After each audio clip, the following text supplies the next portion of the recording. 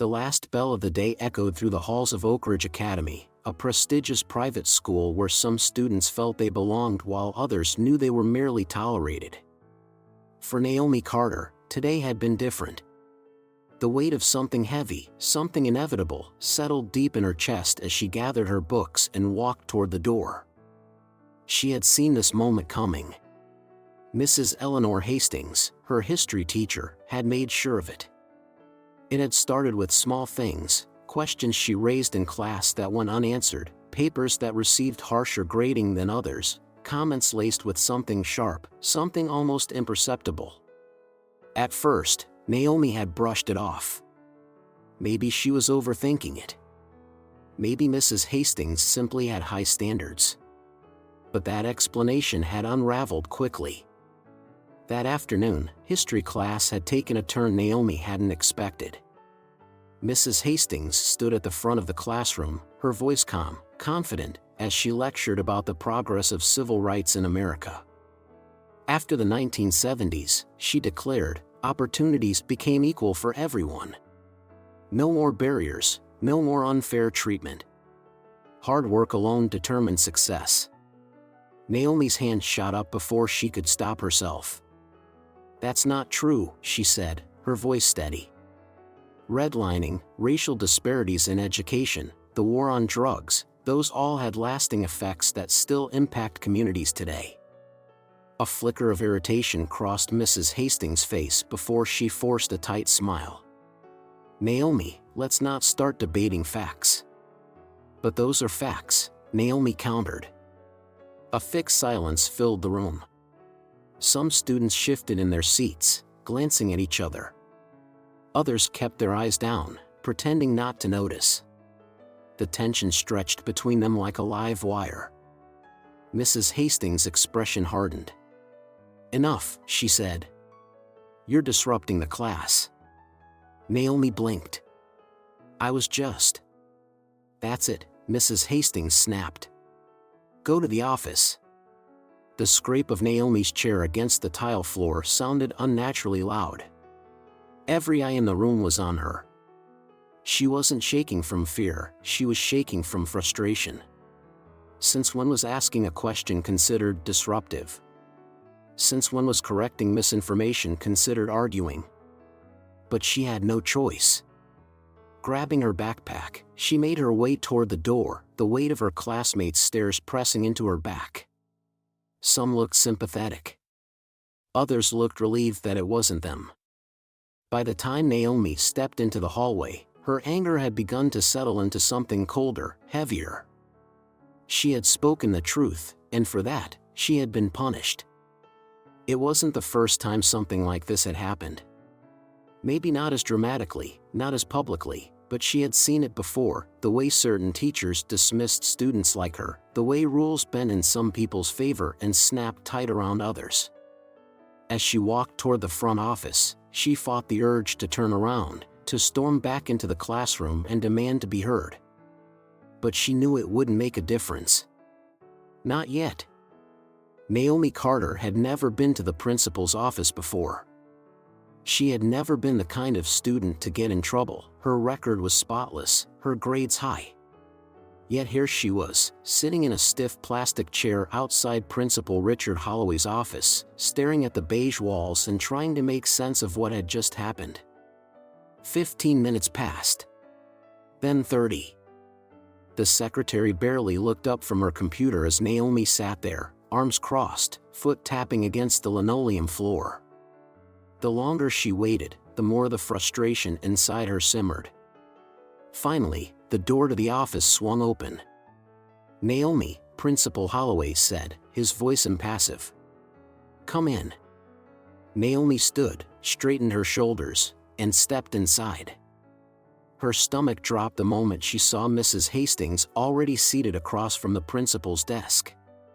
The way she sat, poised, confident, sent a clear message. She had control of this situation. Naomi had known this wasn't going to be fair. She's been nothing but disruptive in my classroom, Mrs. Hastings started before Naomi could even sit down. Constantly challenging authority, talking over me, making it difficult to teach. Naomi's mouth opened, but before she could speak, Principal Holloway raised a hand. "Naomi, is that true?" She forced herself to breathe evenly. "I wasn't talking over her," she said carefully. "I was just pointing out." "You were arguing," Mrs. Hastings interrupted smoothly. "And this isn't the first time." Naomi's stomach twisted. "Wait, what?" "She has a pattern of this behavior," Mrs. Hastings continued, shaking her head in disappointment. "And I can't allow one student to disrupt the learning environment for everyone else." Principal Holloway sighed, rubbing his temple. "Naomi, we take disrespect toward faculty very seriously." "Disrespect?" Naomi could feel the heat crawling up her neck. "I didn't." "This is a private institution," Holloway went on, flipping through a folder on his desk. "And we have a zero-tolerance policy for students who create tension in the classroom.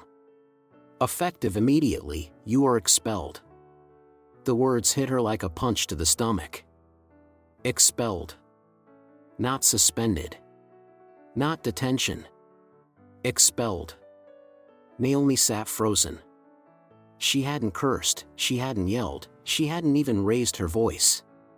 She had spoken facts, and for that, she was being thrown out. She forced herself to meet Principal Holloway's gaze.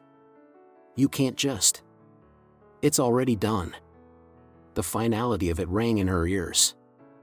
Mrs. Hastings sat back in her chair, her face unreadable. Naomi's fingers curled into fists in her lap. She had lost. Without another word, she stood, legs numb beneath her, and walked out of the office. The hallway felt different now. The walls seemed taller, the space around her wider. She barely registered the passing students, their laughter and chatter blending into meaningless noise. She had been punished for speaking the truth. Silenced. And the worst part? They expected her to accept it. But they had no idea what was coming next. The drive home was silent. Naomi Carter sat in the passenger seat of her mother's car, staring blankly out the window. The streets of Arlington, Texas, blurred past, but none of it registered. Expelled. Not suspended. Not given detention. Expelled. Her hands clenched into fists in her lap. She wasn't the kind of student who got into trouble. She had never missed an assignment, never disrespected a teacher. All she had done was speak the truth. And for that, they had thrown her out. From the driver's seat, Denise Carter stole a glance at her daughter. "We're going to figure this out, baby," she said softly. "Your father's handling it." Naomi wanted to believe that. She really did. But all she could think about was Mrs. Hastings' face, the way she had sat there in the principal's office so calm, so sure that her word was final. Like she had one.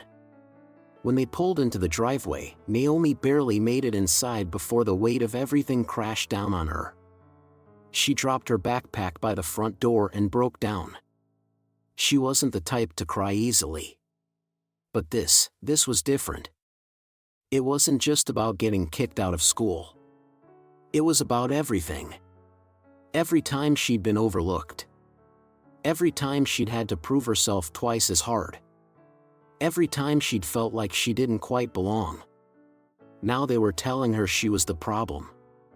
She didn't hear the footsteps at first. But when she looked up, her father was there. Daniel Carter stood in the doorway of his home office, his sharp eyes locked on his daughter. A man who rarely showed anger, because when he did, people listened. Denise walked over, resting a hand on his arm. "She's in shock," she said quietly. Daniel exhaled slowly, his face unreadable. Then, in a calm, steady voice, he said, "Tell me exactly what happened." Naomi wiped her face, trying to pull herself together. "Mrs. Hastings said something in class. I corrected her. She got mad and sent me to the office." Daniel narrowed his eyes. "And Principal Holloway expelled you for that?" Naomi let out a bitter laugh. She said I was disrupting the class. She made it sound like I was arguing just to argue. Daniel walked to the kitchen table, pulled out a chair, and sat down. He folded his hands together. "Start from the beginning," he said. "Every detail." So she did. And as she spoke, her father didn't interrupt. He didn't ask unnecessary questions. He just listened. By the time she finished, silence filled the room. Daniel leaned back in his chair, tapping his fingers against the table. "So let me get this straight," he said, his voice dangerously calm. "You questioned something in class, respectfully, I assume?" Naomi nodded. "And for that, you were labeled a troublemaker." She swallowed. "Pretty much." Daniel let out a slow breath and stood up. "All right." That was all he said before turning and walking back toward his office. Naomi blinked. "That's it?" Her mother gave her a small smile. "Oh, sweetheart," Denise said gently. "It's just beginning." The next morning, Oak Ridge Academy's parking lot was already filling up with students when a black SUV pulled in, moving slow. Deliberate. Inside the building, Principal Holloway had just settled into his office when the secretary's voice crackled over the intercom. "Ah, sir, there's someone here to see you." "I don't have any appointments," he muttered, flipping through paperwork. "Who is it?" A pause. Then, in a much lower voice, "It's Daniel Carter." Holloway stopped cold. The name was enough. Carter and Associates. One of the most well-known civil rights law firms in the state. He had heard of Daniel Carter. He had read about him. And now, the man was standing in his lobby. Holloway cleared his throat. "Send him in." A moment later, the door swung open. Daniel Carter walked in like he owned the place. Tall. Broad-shouldered. Wearing a charcoal gray suit that was as sharp as his stare. He didn't rush. He didn't hesitate. He simply stepped inside and set a thick folder onto Holloway's desk. The principal eyed it warily, then looked up. "Mr. Carter, I assume this is about your daughter." Daniel cut in smoothly. "It is." Holloway folded his hands together. "I understand you're upset, but..." "Upset?" Daniel tilted his head slightly. "No, Mr. Holloway. I'm beyond that." Holloway swallowed. "Look, the decision was based on school policy." Daniel raised a hand. The room fell silent. Then, he leaned forward, his voice calm but sharp. "Let me make something clear," he said. "What happened yesterday wasn't just unjust, it was unlawful. My daughter was removed under false pretenses. You took the word of a biased teacher without evidence. And now, you're going to be held accountable." Holloway shifted in his chair. "Mr. Carter, I assure you this wasn't personal." Daniel smiled. "Oh, it's personal now." Principal Richard Holloway had been in difficult meetings before. Budget discussions, disciplinary hearings, even the occasional upset parent. But nothing like this. Daniel Carter sat across from him, his posture relaxed but his presence commanding. The thick folder he had dropped on Holloway's desk remained untouched, but its weight was already pressing down on the room. "This," Daniel said, tapping the folder lightly, "is a formal appeal for Naomi's expulsion, backed by legal precedent. It also contains a detailed account of Mrs. Hastings' pattern of behavior toward my daughter." Holloway hesitated before flipping the folder open. His face immediately paled. Pages of witness statements. Documented incidents. Even email correspondences from concerned parents. It was airtight. "You see, Mr. Holloway," Daniel continued, his voice smooth, "this isn't just about Naomi. It's about a teacher who has been targeting black students for years. And you let it slide. Holloway's fingers twitched on the desk. That's a serious accusation. Daniel tilted his head. It is, which is why I took the liberty of reaching out to a few journalists. They're very interested in knowing why Oak Ridge Academy seems to have a problem with certain students speaking up in class. Holloway's mouth pressed into a tight line. And then there's the school board, Daniel added, letting his words settle. They'll be receiving copies of this complaint, along with a discrimination lawsuit. You see, expelling a student under false pretenses isn't just unethical, Mr. Holloway. He leaned in slightly. It's illegal. Silence. Holloway's eyes flickered toward the door, just for a second, but Daniel caught it. He knew exactly who was standing outside. With an almost amused smirk, he turned toward the office window, locking eyes with Mrs. Hastings. She froze. Mrs. Hastings had never seen Naomi's father before. Not at parent-teacher meetings. Not at school events. But now, standing outside Principal Holloway's office, she knew exactly who he was. Daniel Carter. His presence alone filled the small space. His suit was sharp, his expression unreadable, but the controlled intensity in his posture sent a clear message. He wasn't here for a conversation. He was here for results. Mrs. Hastings took a step back, gripping the folder in her hands a little tighter. What was he doing here? She had been so sure that expelling Naomi would be the end of it. She had been wrong. Inside the office, Holloway cleared his throat and forced a polite smile. Mr. Carter, I understand your concerns, but we have protocols in place. Daniel exhaled slowly, unbothered. He tapped the folder on Holloway's desk again, his voice calm but sharp. Let me walk you through exactly what's going to happen next. Holloway stiffened. Excuse me? Daniel slid the folder closer to him. This contains a formal appeal. A discrimination complaint. And legal documentation outlining exactly how Oak Ridge Academy has mishandled cases like this before. Holloway hesitated. Then, very deliberately, Daniel gestured toward the empty chair across from him. Mrs. Hastings hesitated, but she knew she had no choice. She stepped inside, swallowing against the lump in her throat as she lowered herself into the seat. Daniel leaned back, folding his arms. I assume you've been listening. Mrs. Hastings glanced at Holloway for help, but the principal just looked at the folder on his desk, like a man watching his own ship sink. I was just following school policy, she stammered. Daniel raised an eyebrow. Was it school policy to ignore my daughter's hand in class? To mark her essays unfairly? To silence her when she brought up historical facts? Mrs. Hastings' hands gripped the arms of her chair. She was being argumentative. She was correct, Daniel interrupted.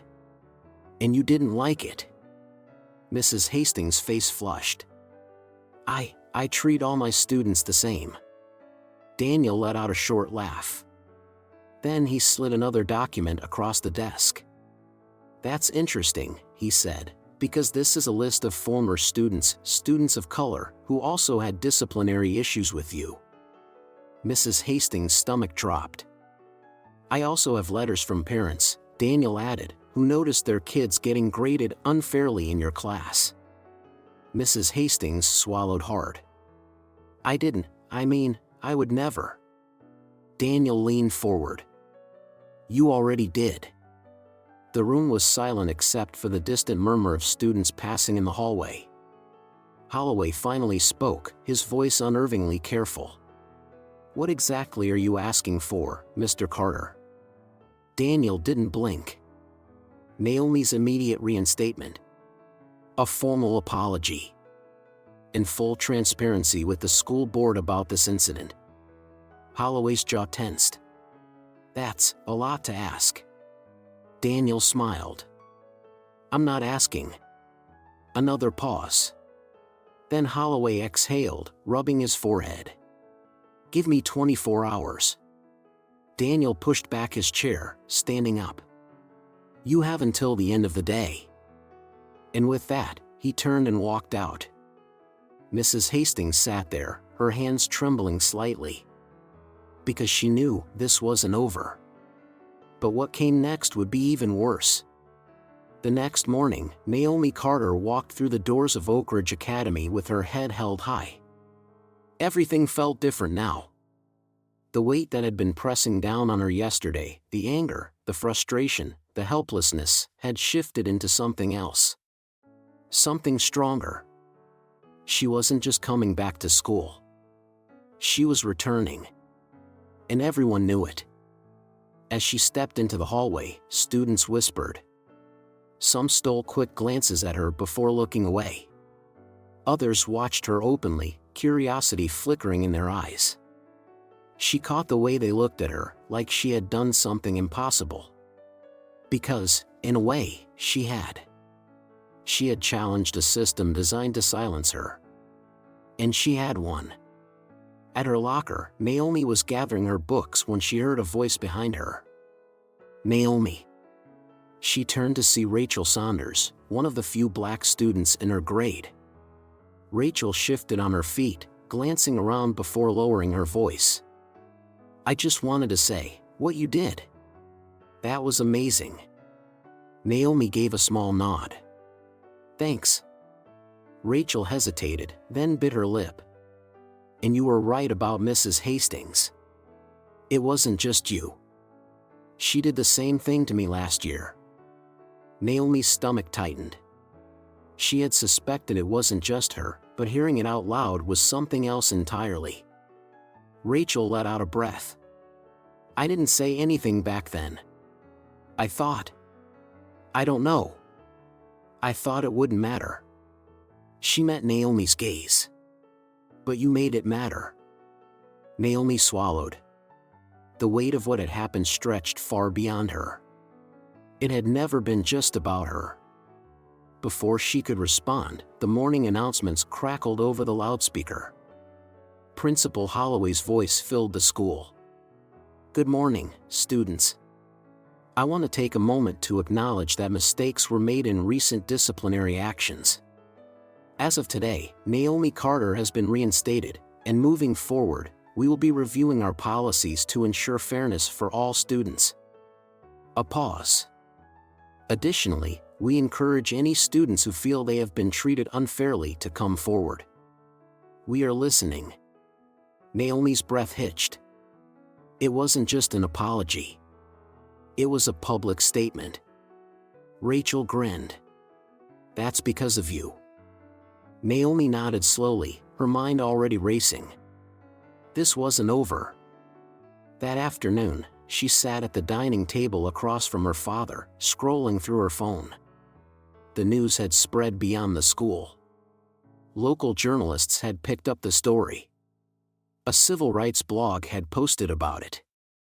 Even parents were talking about it online. Her father watched her carefully. "How are you feeling?" Naomi exhaled. "Like I did something that actually mattered." Daniel nodded. "You did." She looked up. "Do you think this will actually change anything?" Daniel leaned back, considering the question. "Not overnight," he admitted. "But you lit a fire, Naomi." A small smile played at the corner of his mouth. "And fires don't go out easily." She tapped her fingers against the table. "Mrs. Hastings still has her job." "For now," he said. "But she's under review. And I wouldn't be surprised if the district makes a decision soon." Naomi nodded. She wasn't looking for revenge, just accountability. Her father studied her for a moment. Then, casually, he said, "You know, if you ever wanted to take this further, maybe start a student advocacy group, mentor younger students going through the same thing." Naomi raised an eyebrow. "Dad." He chuckled. "Just saying. You have a voice. And now, people are listening." Naomi thought about that. The idea of helping others. of making sure this didn't happen to someone else. Maybe this fight wasn't over. Maybe this was just the beginning. That evening, as the sun dipped below the horizon, Naomi sat on the back porch, staring at the sky.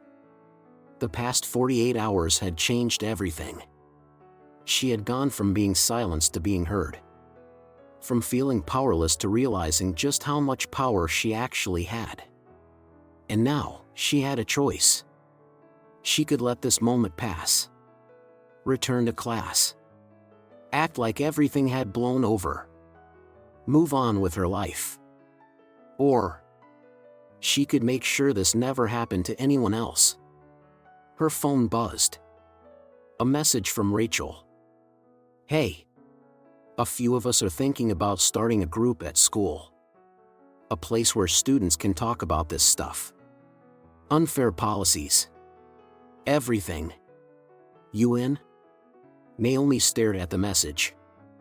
Her fingers hovered over the keyboard. This was bigger than her now. She typed back. Absolutely. A soft chuckle came from behind her. She turned to see her father standing in the doorway, arms crossed, watching her. Something about his expression told her he already knew what she was going to do next.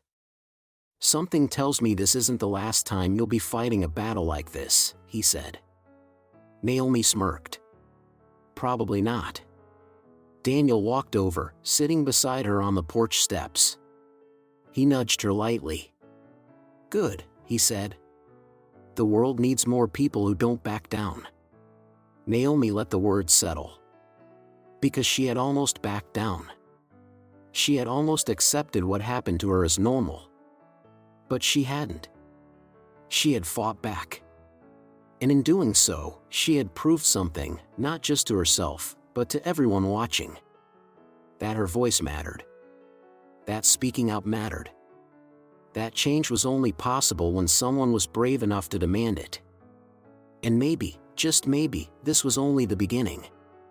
There comes a time in life when silence is no longer an option.